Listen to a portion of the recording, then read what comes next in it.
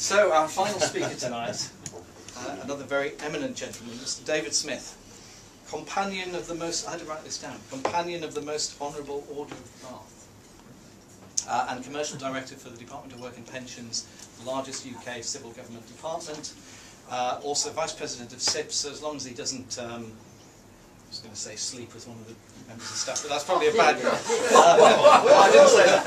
I thought you were filming this.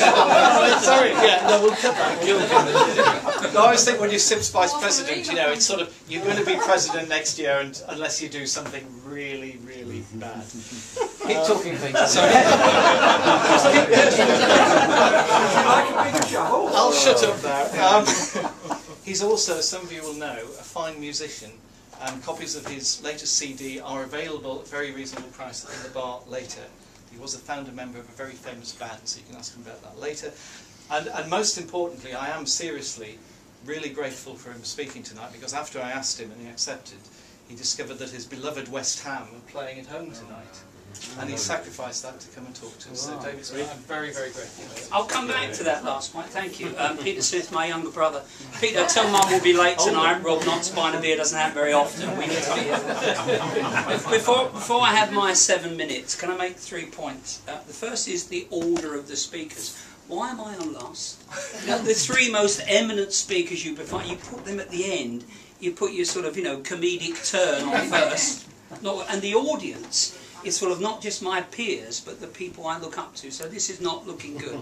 You also organise this damn thing in half term. Doesn't mean anything to me, actually. So I assume the audience, you have no children, you have grown-up children, or they don't like you. I'm in the latter. I just think while Kim's here, he signed my SIPS membership certificate. He won't remember that, but no doubt it was a big debate. Sure you or not? I've lifted his signature into cheques many times.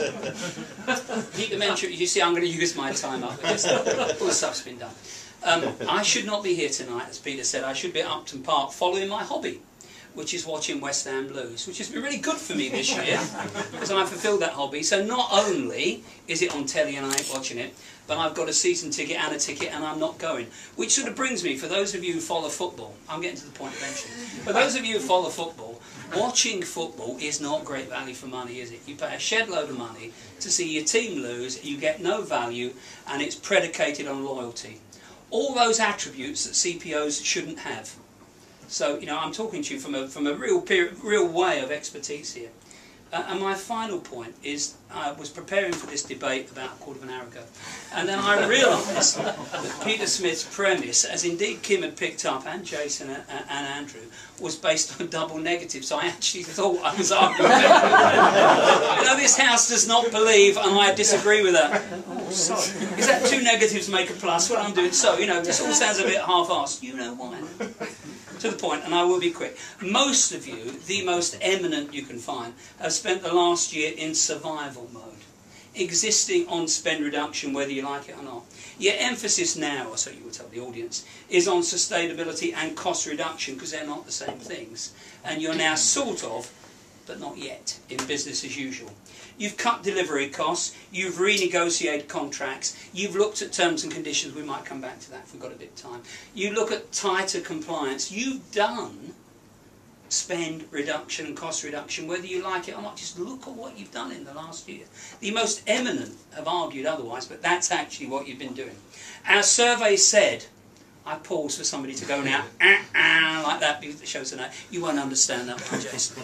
It was a program. Anyway, I won't get on to that. Our survey said spend reduction is still important. Sustainable cost cutting is probably the real king. Now, for most of you who work in any organisation, public or private sector, you look at the spend profile of that organisation, about 50% of it is on third-party expenditure. So whether you like it or not, to keep your business going, public or private sector, you've been on spend reduction. Let me speak about my heartland with many of my former and current friends and colleagues in the audience on the public sector.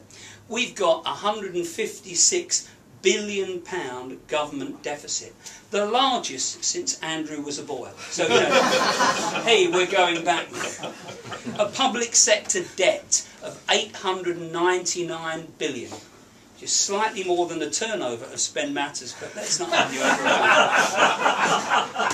Not quite. quiet. Let me come back to that one. Government needs £83 billion worth of savings in SR10. So don't kid me, it's not about money and spend reduction if you're in that sector. That's all it's about. Government has announced it needs to find today £6.3 billion, and we are broke. I mean, it's interesting, and my public sector colleagues no doubt will be in the same. It's an interesting position in my professional life, where my professional and personal life overlap. We're both broke. We have no money. So who's first up to the plate, to use an Americanism? I did think you might like that. Procurement. What's the tactic? Spend less. An immediate reduction and then cost reductions. How will they do that? Not really sure. I think we should renegotiate with our key suppliers, and in government terms we sort of found nearly £1 billion.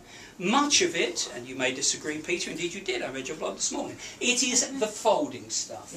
We should centralise commodity procurement. Haven't you heard that before? Why didn't it work then? Well, why might it work now? Because we're skint now.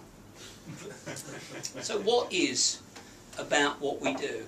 It is about moratoria, is it about control, is about compliance, but we need to make it hard to spend, because what you do is about spending less. What's the benefit of doing all of that? Well, maybe it's to fight another day. So the emphasis, you're not really recording that. So the emphasis is for us, cutting waste, identify oblique / discretionary spend, which is your drinking bill, by the way. Focus on areas with a disproportionate impact on our critical services. Are we winning, guys? Just about. We'll plan sustainably, we'll improve services, but we'll cut costs to be more efficient, we'll reduce headcount. Why? Because we damn have to. I'm on the last page now, you like this bit. The old adage, and I had to play it back to me earlier this week, nobody got sacked for buying IBM. Well, the HP buyer did, but let's not come back to that. But you have to be able to afford that decision. Cutting costs is about fighting and living another day. Every week you read on the front page of Supply Management, Peter, you don't get on with them, do you? But you read, Company A tripled profits thanks to procurement savings. Company B increased profits thanks to improved procurement gains. Company C thinks procurement sexy. I lied about that bit, but you know, it could be. So in order to achieve, and David and I were just talking about something earlier on, David Brown and I, that what's the value for procurement in any sector, public or private sector? And I lifted this from the internet today. It said, so I'm reading it, in order to achieve the same profit increase generated by a 5% cost reduction in procurement, sales would need to increase 28%. 28% on marketing, 28% on all that on costs, 28% on hospitality, to get just what 5% of procurement effort might be. So somebody better argue strongly that cost reduction isn't key. So, what then? What's your main priority to 2001, guys and girls? And I must say, this is a very not diverse audience, Mr. Smith. Do something about that. Don't kid yourself, whatever you say, or how he's looking around now. However disillusioned you are, it's about cost cutting. It's about, you may have other priorities, but this is the key one. Some of the things no doubt you'll be working on: supplier relationship management, sustainable procurement, profile of the profession. If you don't deliver, guys, there is no profile for the profession. You'll want to balance the short term and the long term. You'll want to prioritise costs and spend efficiencies. You will want to be structured. But your priority, like it or not, guys, cost reduction. It's been my pleasure. Thank you very much.